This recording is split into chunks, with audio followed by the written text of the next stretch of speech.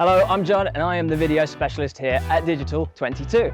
Now recently, Ricky came to me with an idea. Create a documentary about marketeers by marketeers exploring moments of change.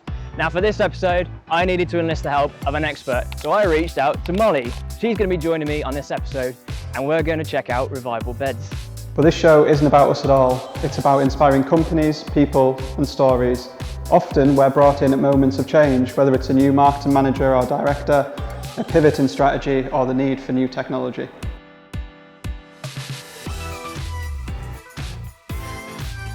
Episode 1, Revival Beds. What I like about Revival Beds versus some of the others we've discussed is they've been through a lot of different changes. So when I first met Adrian, he taught me through a bit of the history of the company, so it has quite a rich history, which I think is a good tick in the box, literally. They've been through a few big significant moments of change. Adrian himself as a person, the company ownership, how they market, technology, like there's a lot of threads we can pull out on this one. Yeah, it's quite a good theme that they've done this craft for a long time and haven't particularly changed a lot in how they do the craft, but everything around the business has changed. I like it. I think it's a good place to start with the series. Adrian's always up for it, so yeah. I'm excited. Let's lock that one in and first episode, Revival Beds. Cheers, there's Revival. And cheers. We've arrived at Revival in one piece with caffeine.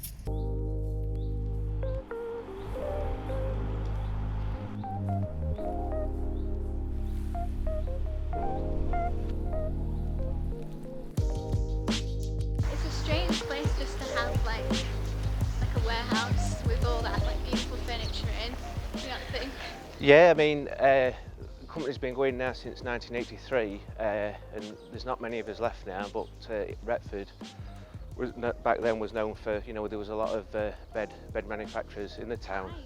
Yeah, pine, pretty much all pine, but now we're doing pine as well as the European oak as well. My name's Adrian and I'm one of the directors of Revival Beds.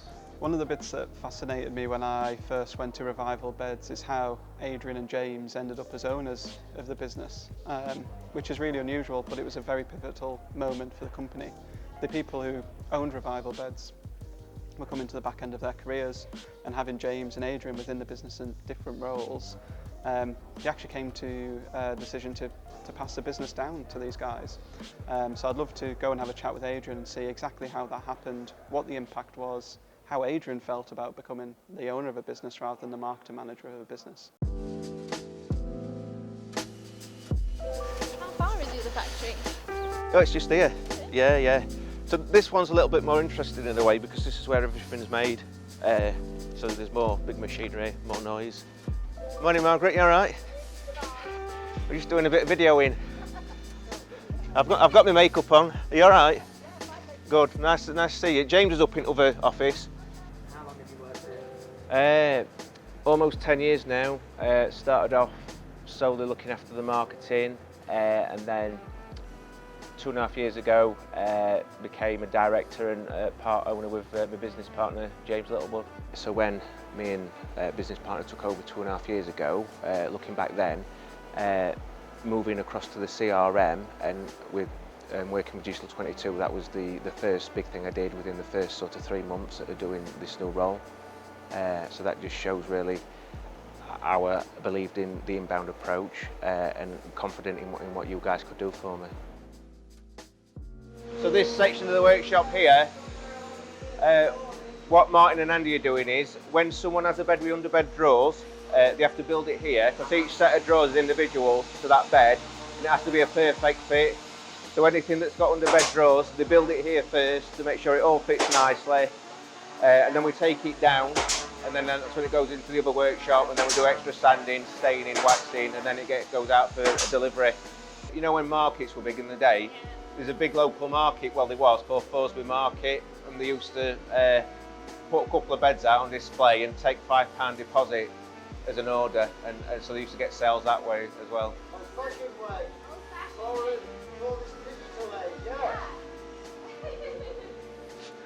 We saw how things was changing. We'd got a really nice brochure which is quite traditional in a way, in the samples. So we wanted to keep those elements, but also be more modern and follow this inbound method of being more laid back and let the customer come to us. So I think we've been with Digital 22 now for just over 2 years, and it's working brilliantly. We've gained so much organic traffic. Customers it is literally inbound.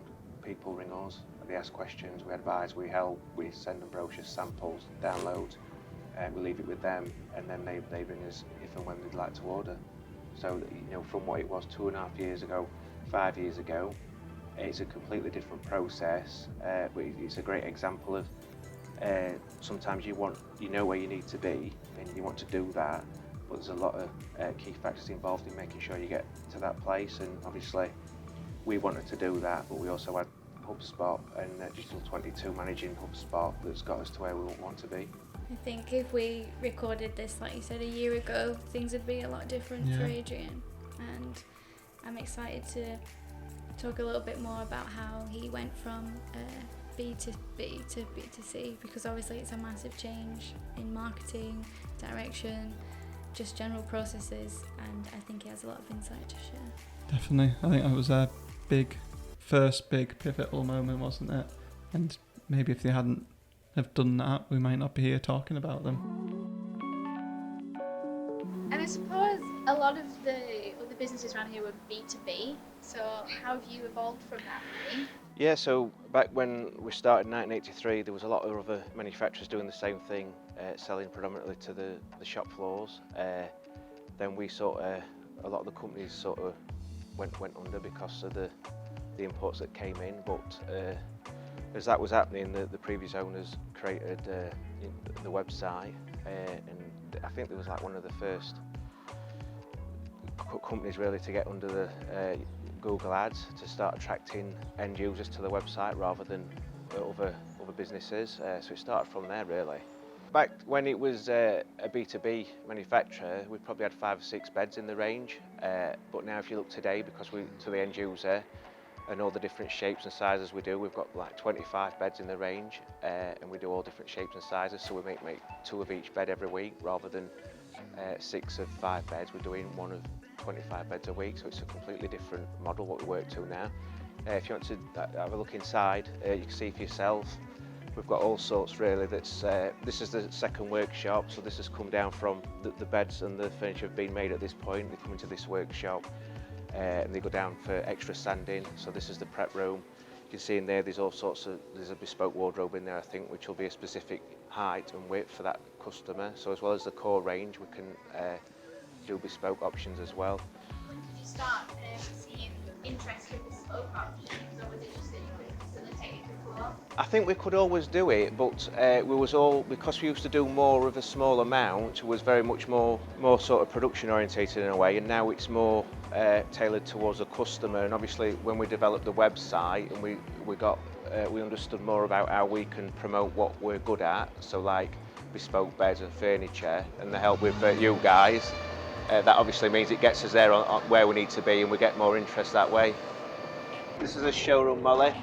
About 20% of our customers are face-to-face and come to the showroom, and because we are a niche product that's handmade, they are prepared to travel, so although we've only got 1 showroom, we do get customers from like Scotland, Wales and down south. Going back to originally when we started, so although we've evolved from a B2B to B2C company, some of the designs have not changed from when they were originally introduced. So this one, the Parisian sleigh bed, this was one of the first 3 designs that the company ever had, and it's not changed because the sleigh bed design is really popular, and if we've got something right, we keep it as it is. What I love about Revival is that even though their beds are made in a time-honoured way, that the marketing hasn't followed the same suit.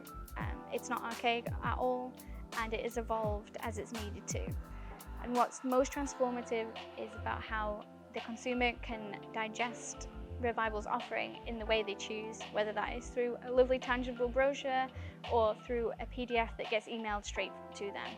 What's interesting enough is that organic traffic is now carrying most of the marketing weight, and paid media has been completely switched off. We don't do PPC for Revival anymore, which is great because all that money that they previously invested monthly into it is now being able to put into what actually works. Through the 10, 12 campaigns we've done for them, we now know what works for Revival, and that is content. The consumer loves digesting content, awareness stage, inspirations sort of things. Someone comes on and they need things to do with their bedroom design rather than getting the bed. All the way through to decision, where it's how do I order a bespoke made bed? And Revival can give all that, and that is where the consumer interacts with Revival most and drives the traffic.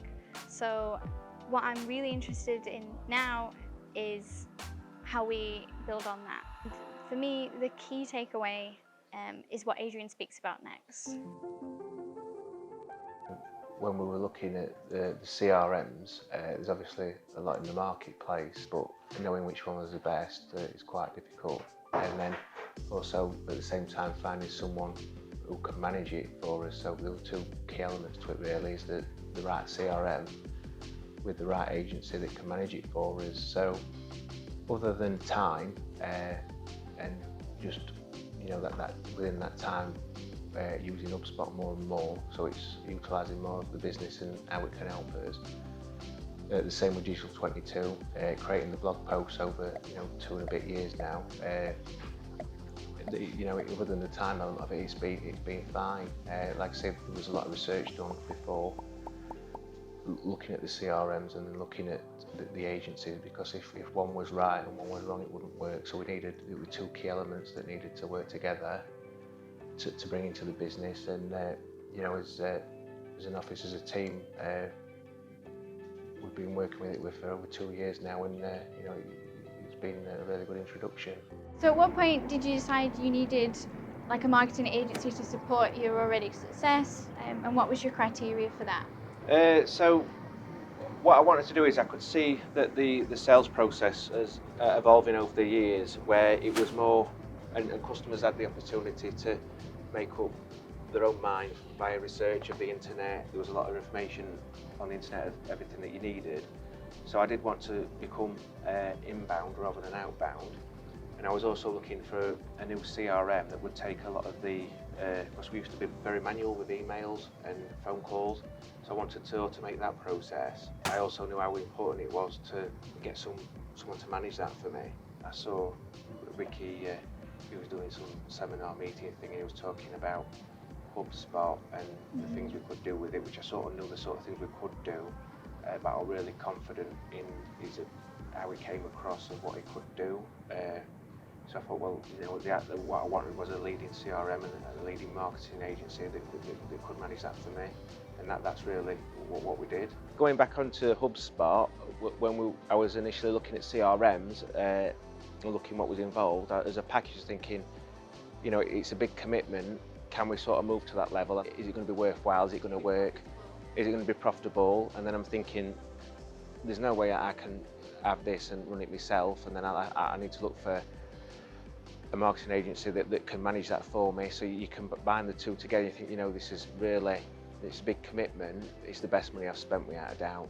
So looking then, you think, it could be, is this expensive, it's a bit of a risk. It's definitely the best thing I've done since I've been doing this with James, without a doubt. Again, going back 2.5 years ago, we were about 60% PPC, 30% organic. The rest was made up of direct and referral. The biggest channel was PPC. But then if you look at where we are 2.5 years on, we've actually switched PPC off. It's not been switched on for about 9 months or so now. So I think we're 80% organic, and the rest is like direct and referral. People haven't been able to come into the showroom. Has that affected sales in any way, or? No, and to be honest, that's credit to what you've been doing as well, and how you've been helping us, because we've evolved. So we've increased as organic traffic, and then we've been, because we've introduced, as well as the traditional brochure that we send out and the wood samples, which has really helped in them situations.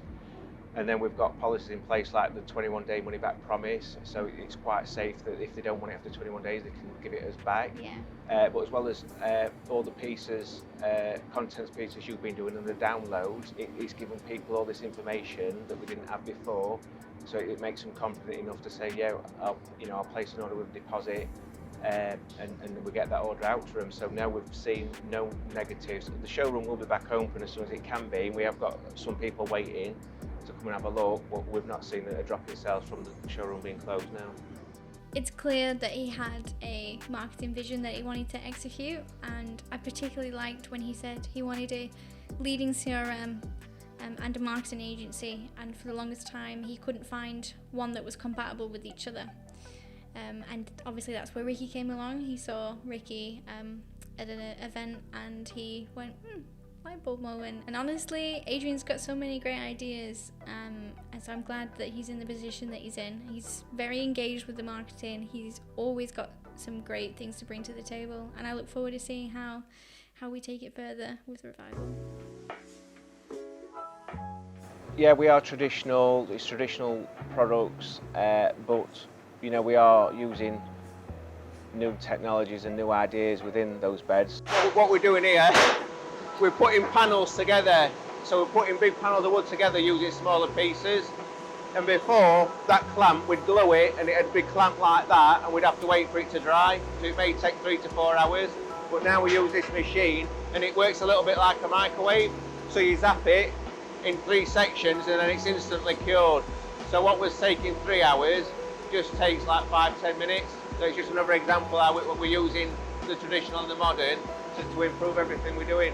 Sales and marketing side, we're using the latest technologies from yourself, that you're at the forefront of that, making sure that we're out there using the latest techniques, but at the same time, we're not an e-commerce website. So for example, we've got all the digital downloads and things like that and the landing pages, but we're still only a phone call away. So we've got the traditional customer service element to us business where people will ring us and we can pick up the phone. It's not an automated service. So this is a CNC machine we've got. This does just more intricate designs, bespoke designs and carvings. So that's something that we had installed a couple of years ago. So you can see we've got some of the machinery, German machinery, is over 30 years old, but it's trusted and time honoured. It works very well, and we're mixing it with modern technology as well. It was just an example of where something was holding up. We could speed that process up, and yeah, it's an example of like the sales and marketing has been, and the product and the core range. There's a lot of traditional elements of the business, but there's a lot of modern technology and modern methods as well that we hopefully will bring together. And we offer a really good product and service to our customers. Working with the websites, if you take like a desktop to mobile, we've seen an awful lot of traffic shift across from desktop to mobile, and like the mobile technology's got a lot better, which means we can introduce, like we have done with your guys, the downloadable brochures where people can just download them straight away and get to what they want to see. I suppose it's just another example of how you guys have married traditional and digital to get the best results. Yeah, absolutely. I mean, we still get easily over 200 brochure requests a month. A lot of sample requests. So that's always remained strong. But we do now also get a lot of product enquiries, which is straight off the back of the website.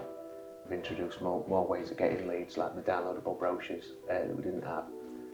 The landing pages, like the bespoke pages, what we've got on the bespoke guides that we've introduced, they were all things that we didn't have before, so we may have missed opportunities to get a few leads, but the pages that we've got there, they've all got downloadable content available, as well as the traditional brochure and the samples as well. I learned basically that Adrian's really cool. He is cool. And he's really invested in the marketing, which is great to see. 2, I learned that this weird cobbled street, that there's this amazing showroom full of like fancy beds that I couldn't even dream about. You wouldn't guess it was there in a million years. No, absolutely not. And also that Adrian has been able to take this like almost archaic business model and use marketing to bring it to life and modernise it, which many people weren't able to, and that's why we did do a documentary about them. Yeah, exactly. Big reason for why they're growing when everyone around them shutting down, just leaning into change, doing the things other people don't do, passing a business to someone new, going from B2B to B2C, updating the systems, changing marketing tactics. They've done a lot of stuff in a short space of time and they're getting the rewards for it. And that was the main focus for this, was change. Yeah.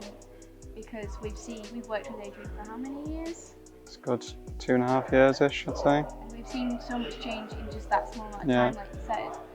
And there's so much more that could happen in the e-commerce space and things like that. It's so exciting that they've already done a lot, and the rest is equally exciting, I hope, for them.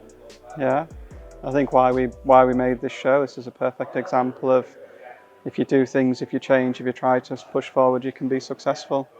And there's so many marketers and business owners and people in these roles get a bit stuck in their ways, things work and they don't want to rock the boat. And sometimes those businesses and business models can fall by the wayside, and Revival Beds could have easily fallen by the wayside. But they took risks and made change, and like I say, we're here talking about them for that reason. If Adrian can do that, then so can any marketer who is watching this documentary and wants to come. Brilliant. Exciting. So, who are we going to do next? Well, I was thinking of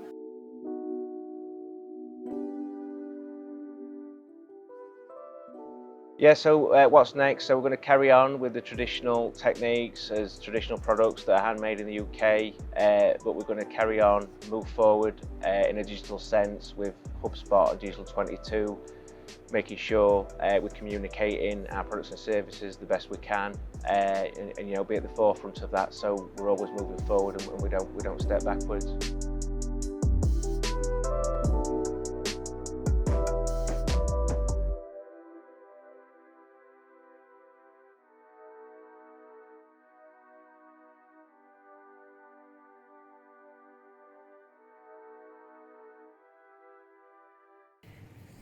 And that is a wrap on day 2 shooting at Revival Beds.